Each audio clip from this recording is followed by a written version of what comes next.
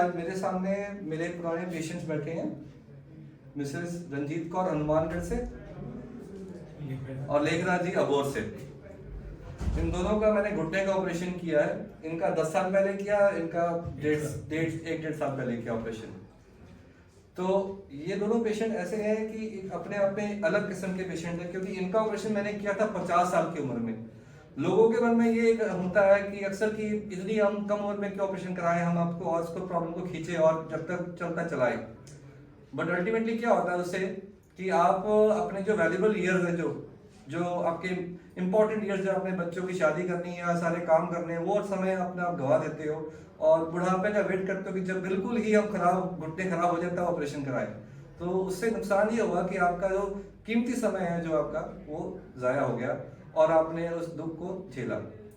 और इन्होंने ये सही निर्णय लिया, 50 साल की उम्र में इनका दोनों घुटने का ऑपरेशन किया और आज ये बिल्कुल ठीक है। आज इनकी उम्र तकरीबन 60 साल है एंड ये चौकड़ी मार के बैठे हुए हैं, सारा घर का काम कर लेते हैं, सब कुछ कर लेते हैं। और लेखराज जी इन्होंने 8 साल लिए यही डर के कि हाँ मैं ऑपरेशन कराऊं कि ना कराऊं, पर ऑपरेशन कराने के बाद ये पछताते हैं कि मैंने पहले क्यों नहीं करा लिया, क्यों लोगों के चक्कर में पड़े रहे।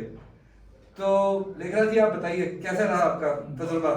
मेरा 8 पर साल आपने जो 8 साल की जो जर्नी में क्या दिखते हैं, क्यों नहीं एक्साइट कर पाए? मैं 8 साल पहले डॉक्टर साहब से मिला था जब ये अहमदाबाद में थे। तो यहाँ पे इनका कैंप लगा तो इन्होंने मुझे एडवाइस किया कि आप ऑपरेशन कराओ क्योंकि आपके घुटने बहुत ज़्यादा खराब हो गए।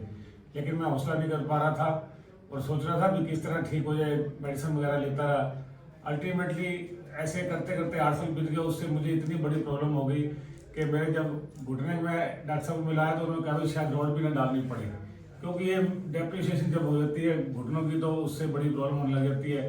फिर उन्होंने मुझे बहुत हौसला दिया और डॉक्टर साहब की बदौलत मुझे पिछले साल मैंने अप्रैल में ऑपरेशन कराया और आज बिल्कुल ठीक ठाक हूँ, किसी तरह की कोई प्रॉब्लम नहीं है। मैं रिकवरी कैसे रही आपकी? पेन कितना ऑपरेशन के बाद हुआ? ऑपरेशन से पहले जो मैं ज़्यादा दर्द सहन करता था शायद ऑपरेशन के बाद उतना तो हो ही नहीं है। उससे ज़्यादा पेन तो मैं पहले ही बर्दाश्त कर चुका था। ऑपरेशन के केवल 3 दिन बाद ये बिना चौकड़ी, बिना किसी स्टिक सपोर्ट के नॉर्मल चलना शुरू कर दिया था। सही बोल रहा हूँ मैं? बिल्कुल डॉक्टर साहब। और महीने बाद एक्टिवा भी चलाया? बिल्कुल। और सीढ़ियाँ भी चढ़ी हैं? हाँ, सीढ़ियाँ भी चढ़ गया। मैं 1 महीने बाद एक्टिवा भी अपने आप सेल्फ में चला के आ रहा था और 2 महीने बाद मैं अपना ऑफिस भी ज्वाइन कर लिया और आज बिल्कुल।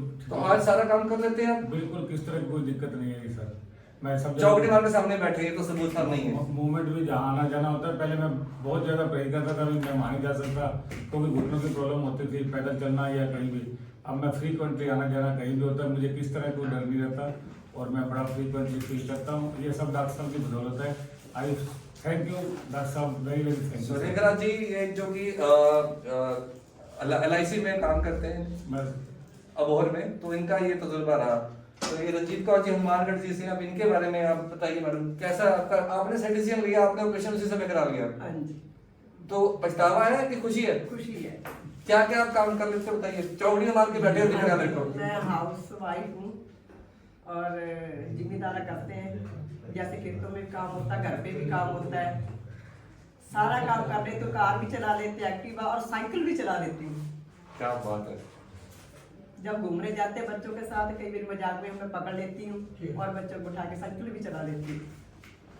सो इनकी 3 बेटियां, तीनों, 2 बेटी मैरिड है, एक अनमैरिड है, एक बेटा है जो कि कनाडा में है। सब कनाडा भी जाके कनाडा में तो बहुत चलना पड़ता होगा। हाँ, फिर दिक्कत नहीं कोई? कोई दिक्कत नहीं। सो ये कई कहते हैं कि ये वहाँ पर इमिग्रेशन में टू करने लग जाते हैं, मेरे वो भी नहीं किए। तो मेरे रिश्तेदार USA से अभी आए हैं, अभी मेरी भाभी 10 दिन हुए गए, उनके इमिग्रेशन में टू की आवाज आने लगी। वो USA में रहते हैं, तो मैंने कहा मेरे तो कभी हुए नहीं। तो कहते हैं कि मेरे तो ऐसे हुए। फिर एक बैठा था इंसान साथ में, वो कहते हैं कि आपकी तो टोटा के पड़े, उनके वो फोड़ के पड़े हुए। सो इन शॉर्ट ये पूरा बाहर भी घूम रहे हैं, अब्रॉड ट्रैवल कर रहे हैं और ज्यादा कि अब्रॉड में तो चलना बहुत पड़ता है। ये नॉर्मल चल फिर रहे हैं, सारा अपना पूरा खानदान परिवार संभाल रहे हैं। इनके फादर इन लॉ भी हैं, ससुर, उनकी भी देखभाल कर रहे हैं, जो कि अब उनकी उम्र 90 साल है और उनका भी ऑपरेशन का प्लान ये कर रहे हैं क्योंकि उनको जो मोटिवेशन है इन खुद से इनको देख के है कि जब उनकी बहू इतना सक्सेसफुल अपना जीवन व्यतीत कर रही है ऑपरेशन के बाद, तो उनका भी मन बन रहा है कि मैं भी ऑपरेशन करवा लूँ। तो ये 2 एग्जाम्पल है कि इन्होंने सही डिसीजन लिया, इन्होंने 8 साल गवाए। बट अब ये दोनों खुश हैं। तो अब ये आप पे है कि आप जो पेशेंट्स, जो यंग पेशेंट्स हैं, जो 45, 50 या कई 60 वाले पेशेंट भी कहते हैं कि हम और घसीटे और इससे हम इसको खींच के लेके जाएं, तो उनके लिए क्लियर मैसेज मिलता है कि उनको खुद डिसाइड करें कि क्या सही है। ऑपरेशन पहले करवाने का ये एडवांटेज है कि अब मान लो ये 50 साल के मैंने ऑपरेशन करवाया, फर्ज करो 25-30 साल का घुटना खराब भी होता है 75-80 साल पे, तो उसको हम दोबारा निकाल के भी डाल सकते हैं। और नॉर्मल लाइफ किसी की जो है हम लेके चलते हैं 75-80 साल, इंडियन की नॉर्मल लाइफ जो है। फर्ज करो कि कोई इंसान की उम्र 100 साल है और 80 साल में घुटना खराब भी हो जाता है, वो जो पहले डाला है उसको दोबारा भी हम निकाल के नया जॉइंट फिट किया जा सकता है। वो आज की डेट में भी हो सकता है, तो आगे से आज से 25 साल बाद तो और भी साइंस एडवांस हो जाएगी और ये और इजी हो जाएगा। तो मैसेज इज वेरी क्लियर कि इस प्रॉब्लम से डरो मत, इसका सामना करो और इससे छुटकारा पाओ। Thank you.